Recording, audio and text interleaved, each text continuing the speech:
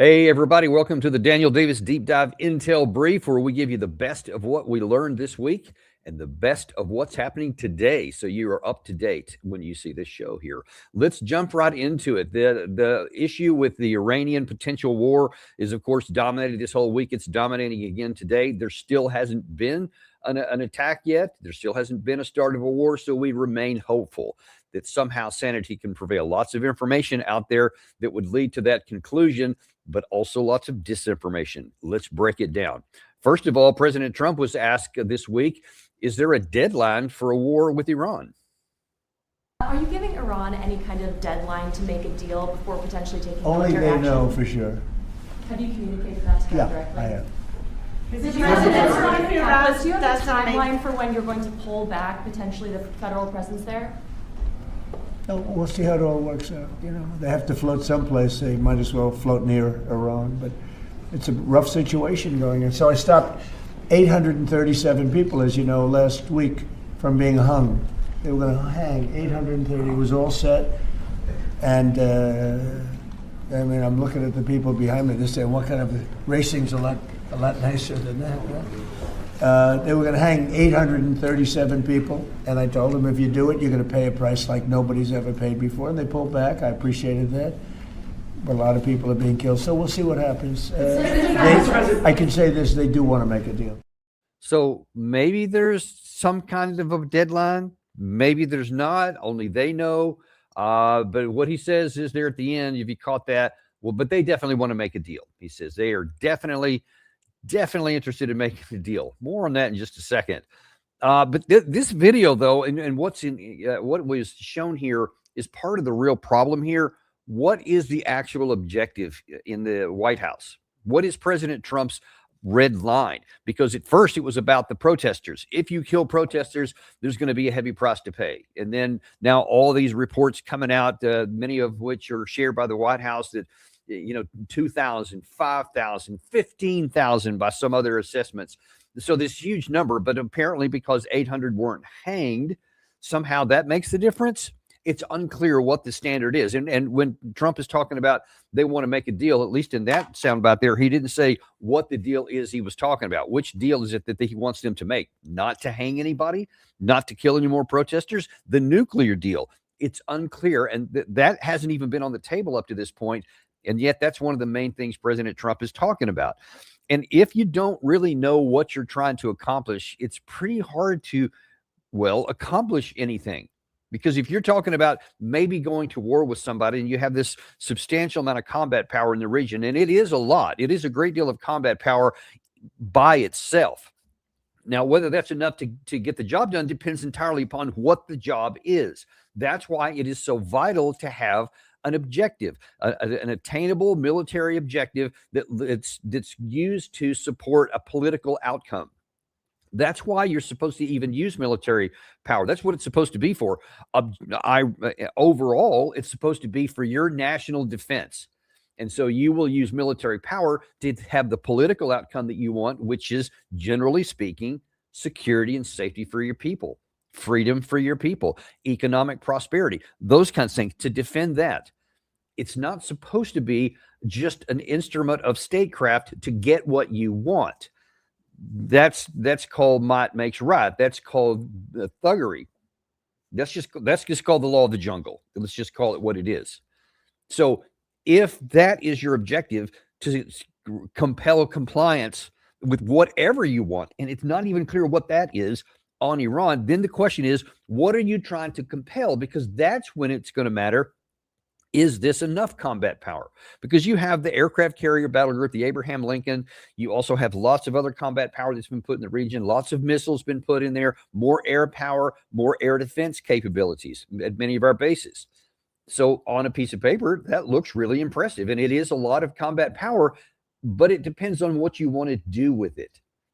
If you're trying to take over a country, if you're trying to have a regime change against a country of whatever it is, like 80 million people, that's 3 times the size geographically of Iraq, that's not enough power to do anything. That's not enough just to kick a hornet's nest and make it mad. Now, if you just want to hit a pinpoint target, that's a lot of combat power. That's probably an overkill. So it matters tremendously on what you want to accomplish. And so far, as of today, that still has not been made clear by the administration. So President Trump has not said, here's what I want to accomplish. And here's the combat power we have to get it accomplished. So we're left to wonder. But one of the things he said there at the end, he said that, but listen, they want to make a deal, he said. That was the last thing he said. We want to make a deal. Maybe somebody should have told the foreign minister, the chief diplomat of Iran, because he's not aware that there is any negotiation going on. Ama şu an herhangi ciddi bir müzakere yok. Amerika Birleşik Devletleri yetkililerinden bize mesajları iletiyorlar ve diplomasi talebinde bulunuyorlar. Bizim pozisyonumuzsa net. Biz adil ve dengeli diplomasiye hazırız. Amerika Birleşik Devletleri bizi tehdit etmeyi bırakmalı ve gözdağı vermeyi bırakmalı. Eşit şartlarda karşılıklı saygı ve çıkara dayanan bir müzakereye hazır olmalı. İran buna hazır. Biz buna hazırız. So they're ready for diplomacy. They say they're ready to talk, but they haven't so far. And he said it has to be done on a fair and equitable basis. And therein is your problem, because we're not interested in a fair and equitable anything. Gareth, you still have that graphic that we have that shows the three things that we're allegedly trying to get negotiated. Thank you.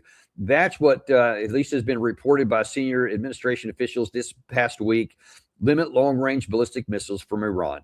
Halt nuclear enrichment, not the nuclear weapons program because they don't have one, but just halt nuclear enrichment so they can't do anything. And then end regional support for the armed groups, the so-called axis of resistance, Hezbollah, Hamas, the Houthis, etc. All these, Kataib Hezbollah in Iraq, all of these groups, this whole umbrella of people. All we're asking them to do is to completely defend or de-defensive themselves. It's like, okay, so you won't have any missiles, so you can't defend yourself against Israel anymore. You can't even shoot back should they come at you. You can't have any regional proxies, so even though you're weaker than Israel, you can't reach out anywhere else. So you're completely reduced to your physical borders anywhere else, and you can't enrich nuclear material at all. So you can't even have nuclear power. You can't have research. You can't do anything at all. That's all we're asking, is that you give everything and you get nothing in return. So that's irrational, but that's what we're asking. We're saying Trump says he wants a negotiation. I mean, he's been very opaque about what he's trying to accomplish. But the one thing he does keep saying is that, well, if we have a nuclear deal, he himself doesn't give that list there. Others in the administration do. So it's unclear if that's even his list, if it's a moving target, if it's shifting sand, if it changes from day to day. Is it the protesters? Is it the people who might be hanged? Is it negotiations on nuclear facilities? See, all those things are unclear, and they're just out there. And yet you have this power, and allegedly there's some kind of a deadline that's known apparently but to Trump and the Iranians, allegedly.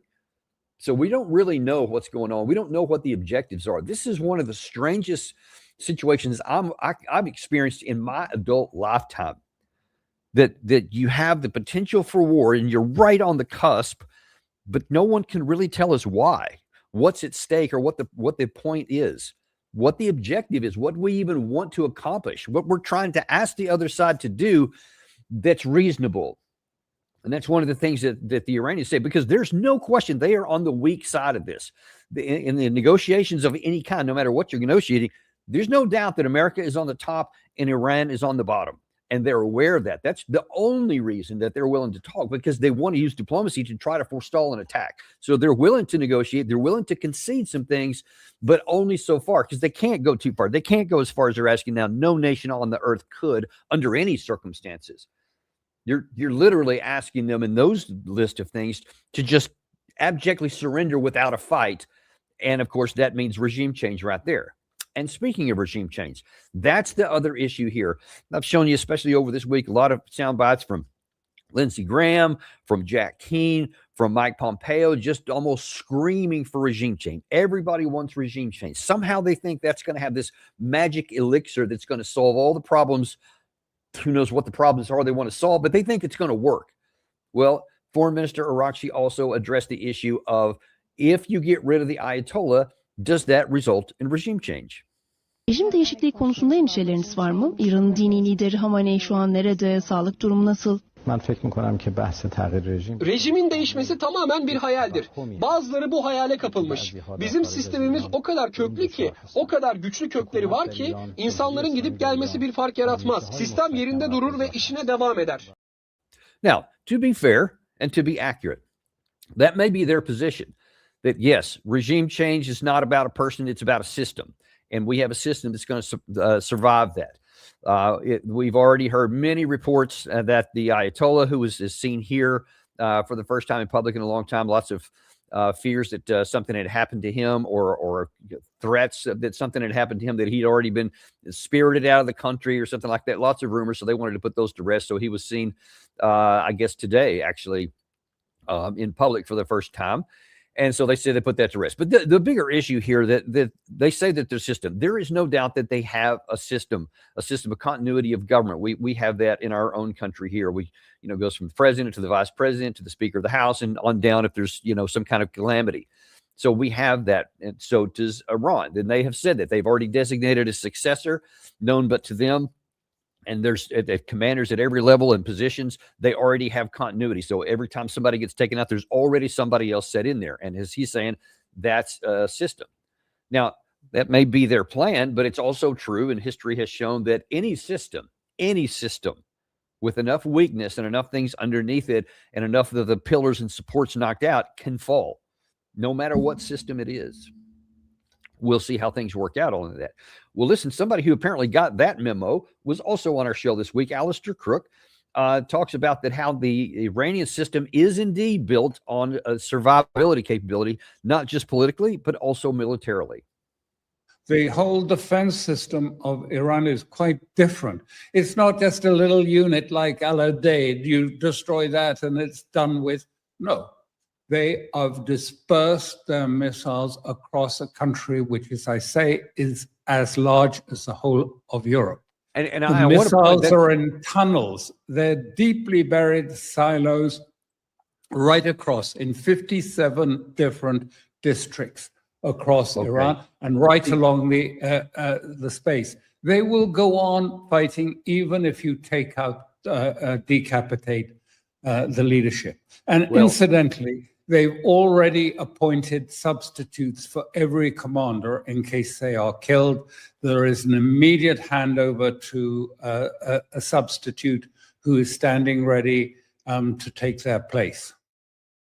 So, at least as far as the system goes, according to Alistair Crook, they have a system, the things in place, and that makes sense. I have personally seen that throughout the Middle East in my time when I was combat deployment into both Iraq and Afghanistan. A lot of those same systems were in place there with the Taliban and with Al-Qaeda, with the insurgency in Iraq. The system was designed where they expected leaders to get killed. And so they already had designated people, in most cases already assigned. And when they didn't, they would assign one shortly thereafter. And the entity, the organ, continued to survive. They expect casualties, they expect losses, and they have a plan for it. So if Al-Qaeda, if the Taliban, if just Sunni insurgent groups, if Kataib Hezbollah, several of these others, ISIS, if they have continuity plans that can survive the taken out of the leadership, Hezbollah, then so too can Iran. So if you think that you're going to go in there and have a decapitation strike, if you think that you're going to take out one leader and your problem's going to be solved, it's pretty unlikely that that's going to be the case.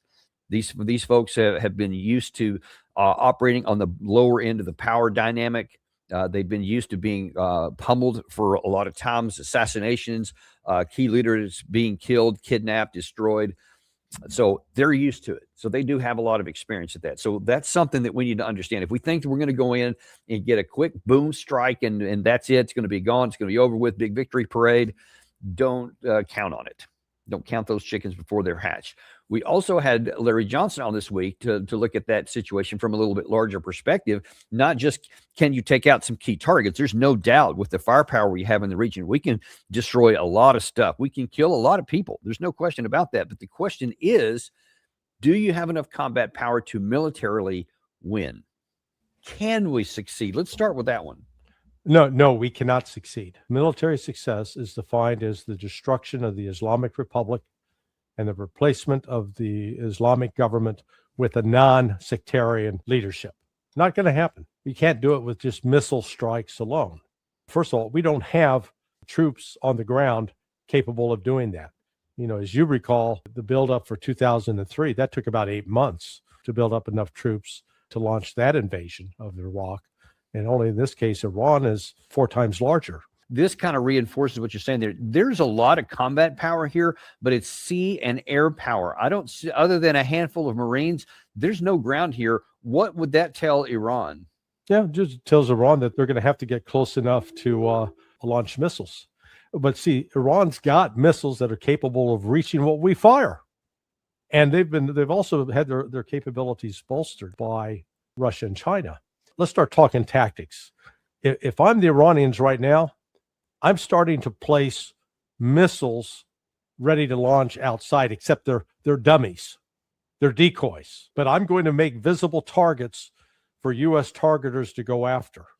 And is the kind of thing that they will be able to attract U.S. fire and then expend on, Tomahawk missiles. The United States only has a limited number of Tomahawk missiles. We don't have an unlimited supply. One of the reasons we didn't give them to Zelensky. Yeah. Right. And listen, there's a couple of things that Larry brought up that were really important, need to be reinforced here.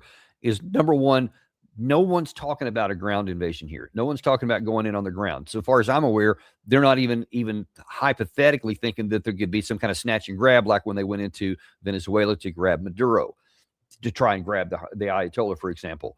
That would probably end in a bloodbath, and probably none of our folks would survive. So I doubt very seriously that we're even going to make that attempt, especially now since we've just done it.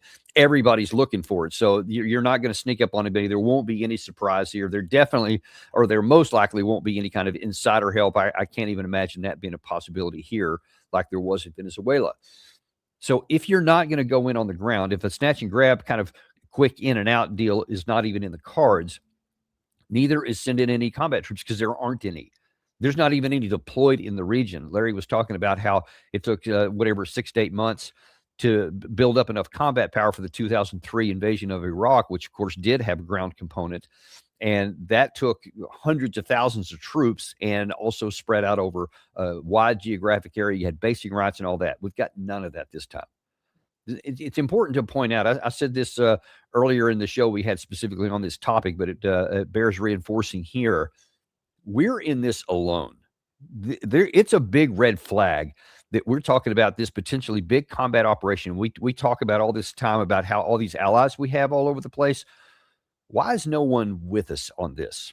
You ever think about that? You stop to think about that so far? Why is nobody with us in this?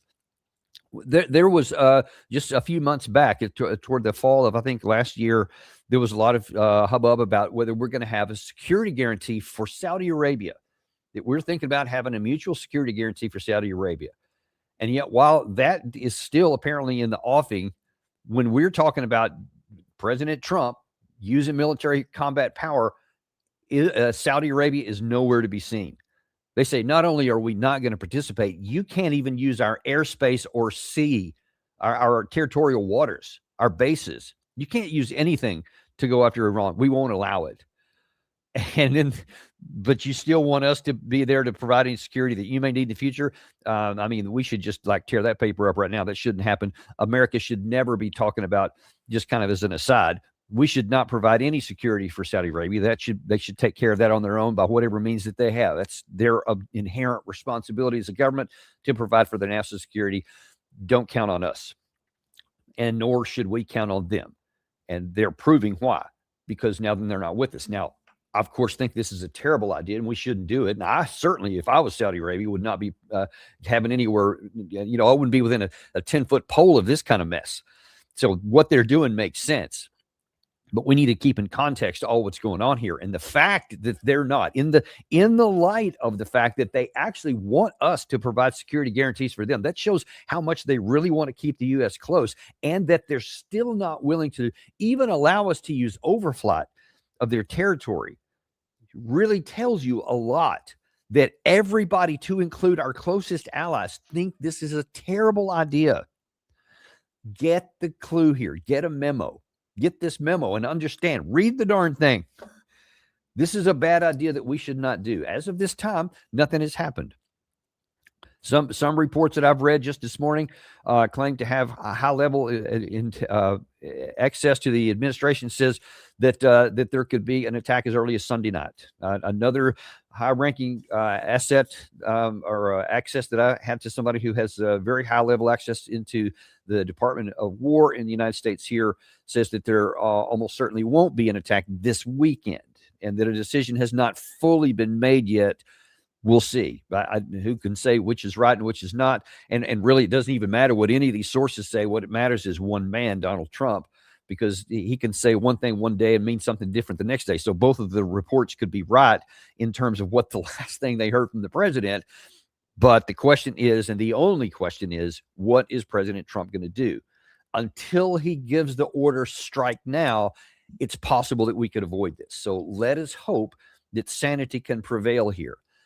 That hope is not bolstered, though, when you hear the likes of former Deputy National Security Advisor Victoria Coates, who went on the American television yesterday and said this nonsense. The regime is bluffing, essentially, Dagan. They know they're powerless against this kind of display of American might. Think back just to last June to the 12-day war, culminating in Operation Midnight Hammer, the B-2 bombing. They could do nothing about either Israel or the United States ruling their skies. And now we've rolled all of that equipment right back up to their front door. We just had the CENTCOM commander, Admiral Bradley Cooper, in Israel over the course of last weekend for consultations. So we're very lashed up with them. Their intelligence chief is in Washington right now for further consultations. So I think you have a very coordinated group of assets in the region if the president gives the order that he is willing to strike Iran, both over their nuclear program, their missiles, and their repression of dissidents. Then he's got everything at his fingertips to do something quite devastating. This is just mind-boggling. This is a person who was the Deputy National Security Advisor for President Trump in his first term and presumably has high-level access now because she's obviously very friendly with the administration, very friendly with President Trump's position. And does she believe that? See, that's what worries me. You can never really tell if somebody's just saying something for some other reason. They're saying it for messaging. They want some constituencies to hear something. They want people to think something. It's disinformation, misinformation. You never really know. So it's really hard to parse out. But the worrisome scenario here is that she believes what she's saying. That Iran did nothing. They were powerless in last year. Little plan here for a little bit of logic, a little bit of common sense. If Iran was powerless in June of last year during the 12-day war, as she claims, if they could do nothing, then what do you think would have been the chances that Israel and the U.S. would have agreed to a ceasefire? If they were on their back heels, if they couldn't do anything about it, and all you had to do was just keep pushing, and then eventually you'd get a military victory, I guarantee you nobody in Israel would have agreed to a ceasefire. Israel had been begging, chomping at the bit for years, begging the U.S. to join them in a war against Iran. You remember I showed you so many times, especially in 2023 and 2024 and the early part of 2025, where Naftali Bennett, former prime minister of Israel, was just seething and just begging every time he was on TV. Go after the head of the octopus. We can't just go after the tentacles. We've got to go after once in a 50-year opportunity. You remember those?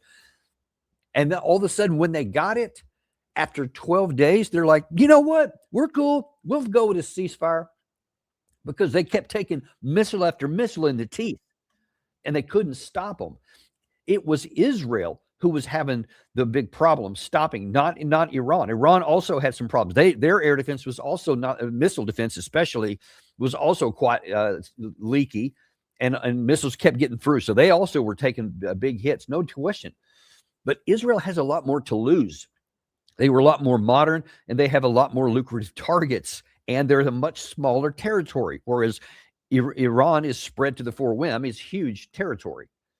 So it wasn't Iran back then that needed that war to end. It was Israel that needed to an end. And so now then, to pretend like that now that they're even more on their back foot, and so they can't do anything. If President Trump is listening to that, if that's actually the voice that's going in there, then he could make a really, really bad decision this weekend. And I think that the Iranians mean what they say this time. They've made threats in the past that if you do this, we're going to do that. And it ended up not happening. Now, there's some evidence to suggest that there was some negotiations back and forth before anybody fired anything, and both sides knew what was coming, and they both played out their roles. I don't have any independent way to confirm that. Evidence suggests it's possible, but it's also possible that it was just we started something, the Israelis started something, we hit some targets there, claimed success, and they just said, all right, yeah, we'll stop. And it was in the Iranians' interest to stop because they didn't want to take any Israeli missiles in the teeth. Israeli position, they wanted to stop because they didn't want any more Iranian missiles in the teeth, and we stopped because we couldn't succeed anyway. Okay, learn those lessons. Don't repeat them again here, because this time Iran may mean what they say, and that if you start attacking anything, and they have said, even if you think you're going to have some symbolic strike and just hit some minor targets, that won't fly this time, according to what they're saying. I don't want to find out if they mean it or not, because if they mean it and they actually start hitting American targets and killing American people and blowing up American warplanes, air bases, attacking some of our ships, possibly mining the Strait of Hormuz, the world has changed. Once that starts happening, all bets are off on everything. And now then there's no easy way out. And you think that things are tough now. We don't have any idea how hard it would be once that starts happening, because that starts a chain reaction that's going to go beyond, I think, any single individual's ability to control. Let's don't find out. Let's leave that in the theoretical bucket, and let's not get into this war here, and let's move on. Now, that's not the only thing that happened this week is Iran, and hopefully that's not what's going to happen later this weekend or early next. But there are other things going on in the world. Let's look real quick at Europe, because we also talked about that this week. We had Professor Glenn Deason back on, was talking about some of the issues in trying to find an end to the Russia-Ukraine war, and specifically, is there any room for a European-wide, continental-wide security architecture that includes everybody, Russia, Ukraine, and Europe? We accepted this price to make an enemy out of Russia in the 1990s. We knew that expanding NATO would be problematic, but this was necessary to keep the Americans in Europe. But now that America doesn't want to be there anymore, why should we have a divided Europe? It's going to be the Western Europeans will be excessively dependent on the US. Russia will be too dependent on China. So overall, Europe could be more economically viable if we ended these dividing lines. It could be more secure, it could be more prosperous. So everything will be better if we walk this back. But you're assuming then that people will be completely rational. I think after this war, there's so much animosity and hatred that it will be difficult to get anything of the sort done.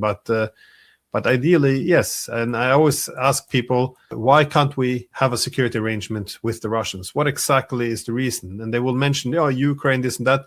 Yes, but these are the consequences of us rejecting a pan-European security architecture. Right. So, but again, we have a whole political class who now for 30 years been preaching this liberal democratic ideology that is a Europe without Russia. They committed themselves to this narrative of Russia being this imperialist led by yet another Hitler. So it's going to be very difficult to do in the short to medium term, given the political leadership we have. Well, it's hard to argue with that it's going to be hard in the short and medium term. One may say it's impossible in the short term. It's very difficult in the medium term, and we just have to have aspirational hopes in the long term in the event that we avoid a continental-wide war / a World War III, especially one that may end up using nuclear weapons, because then everything is off the table. It's questionable whether we're going to survive as a species at that point, because you have the mutually assured destruction threat always hanging over, or even if there's even a limited use of nuclear weapons, you could have such devastation and the change in the way the world is put together that no one even knows what that world could look like, but it would be one that's not very pleasant to live in. That is why I say, and I'm such an outspoken advocate, that we need to, as all people here, everybody in Europe, everybody in the United States, the whole Western world, everybody in Russia, everybody needs to just kind of take a step back and for the moment, just kind of breathe. So we're in a bit of a, and I'm going to get to this in just a second, we're in a bit of a, at least an energy ceasefire, probably the closest thing we've had to any kind of military ceasefire in a while. Definitely not on the front line and even in the air in other categories, but at least in energy, there is apparently a week-long ceasefire with energy infrastructure. So apparently Ukraine is not attacking Russia and Russia is not attacking the Ukraine energy infrastructure. I think that's held for at least 24 hours. We'll see if it continues to hold in that category, because it is just catastrophic for the people of Ukraine, especially. They're having all kinds of trouble. Take advantage of this opportunity. And let's just take a look at the landscape for a minute.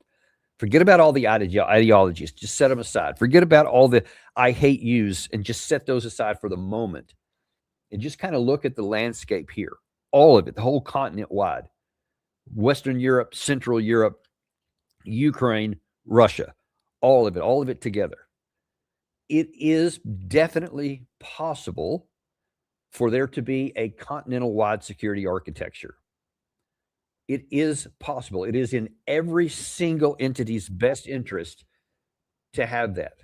And it is possible to coexist and to live together. Nobody's talking about pie in the sky. Nobody's talking about nirvana, rainbows and unicorns, none of that crap. But we're talking about hardcore reality. It's been done in the past. It's been done for periods of time in human history, throughout European history. It has happened periodically, and it can happen again. And it's going to take statesmen. It's going to take, and I'm just going to be blunt here, it's going to take a clearing out of virtually all of the current leader class in the entire Western world. Unless somebody changes their stripes really, really dramatically. If they do, great, good on them, let them participate.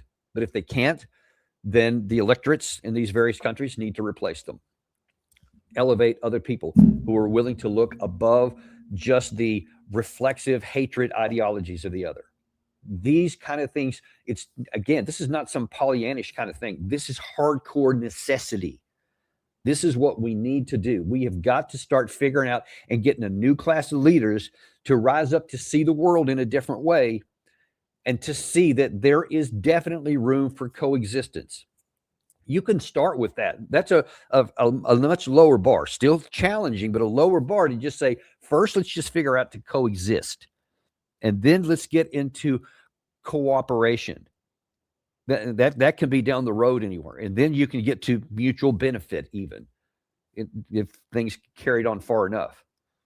But if you get a situation like that, then war is now no longer the priority that you're using. It's not the first tool in the toolkit or the only tool in the toolkit, which we have been using for years now, to try and either coerce through economic tools and levers and weapons or military ones. That's like the only thing we've been using. Get those, put for the moment, don't throw them away. Just put them back in the toolbox. Let's pull some others out that have rusted, that are kind of moldy and mildewy, but pull them back out, dust them off, clean them up a little bit. Let's start using some of those other tools. Let's get those back out here and see that there is room for cooperation and mutual benefit. All those things are possible and desirable, because if you can get to a point to where everybody can live and just tolerate it first, then cooperate later on, everybody has a chance to live a peaceful, prosperous, and free life. When you live in constant fear and hatred of your enemy, and you never look through their eyes, you never look at things from their point of view, then you're condemning yourself and your progeny and your children, your grandchildren, to a life of constant fear of war and a constant hatred of somebody else that's irrational, that's not necessary. We don't have to do that. There is the foundation for living in cooperation. We need to find that. It's not there right now, though. Just wanted that's free. That's your Saturday freebie there. But let's take a look at what's happening specifically in the Ukraine and Russia war, because that's at the near term. That's what we're at right now. Zelensky today is concerned that rising U.S.-Iran tensions, all the stuff we've talked about earlier, could get rid of and could harm the peace talks that are supposed to happen in the UAE starting tomorrow. There's supposed to be, I think, a third round of these meetings between United States, Ukraine, and Russia, all meeting together. Zelensky is concerned about that because they're, as I mentioned, they're in the middle of right now, or at the beginning of an energy ceasefire, attacks on each other's energy infrastructure. But the system is so weakened already.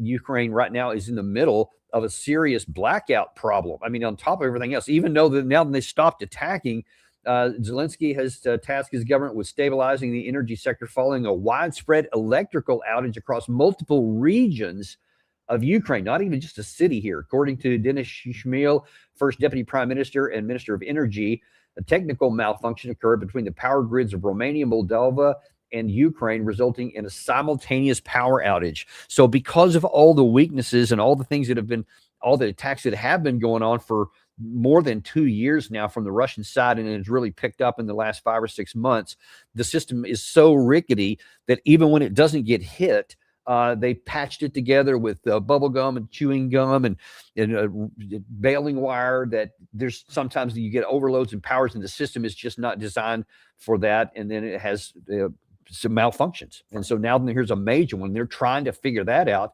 in the middle of the coldest winter in decades in Ukraine. So the timing couldn't have been worse for the Ukraine side, and they're trying to get that done. Well, meanwhile, Kirill Dmitriev is in Miami today to talk with the Americans. As noted in the Kremlin, the Americans recognize that without resolving the territorial issue, this is according to RIA Novosti, by the way, this is Russian media, without resolving the territorial issue, according to the formula agreed in Anchorage, it is not worth counting on a long-term settlement. The armed forces of Ukraine must withdraw from the Donbass. This is an important condition for Moscow. This is apparently the message that Dmitriev is taking to Miami. It's the same message that Russia has been saying since Anchorage. It's the same message that Russia has been saying since June of 2024. It's the same message that Russia and since 2022, for that matter. So we've had 2 rounds already of the tripartite meetings. There was last year at least 2 rounds of bilateral meetings between Russia and Ukraine.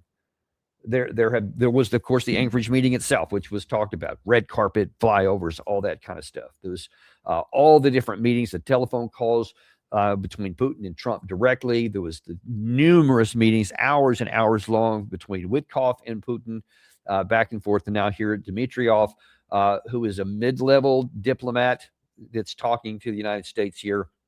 Until you see Secretary of State Rubio and Minister Lavrov and the current foreign minister for Ukraine, until you see those guys talking in the same room, then we're not even close to any kind of negotiations. And the Russians apparently are in Miami right now, and they're going to carry this forward. So if they meet again tomorrow, if there's no war with Iran and that doesn't scuttle anything, and they actually have that meeting, you can count on the same message being given by the Russians. It's the territorial integrity. Interesting, again, is that the Russians specifically in their media today mentioned a non-negotiable withdrawal from the Donbass. I saw one report today which was curious in who it attributed to. There was a statement that said that some American outlets are saying that the Russians are willing to have negotiations where the current line of contact in the Kherson and Zaporizhia areas could be a basis for a settlement, but that not in the Donbass. That has to be completely withdrawn. They didn't say that that's what the Russians said. They said this is what Americans are reporting, but they themselves did not dispute that. It's very odd. Not sure what the meaning of that is. If they want to imply that maybe there is some flexibility there.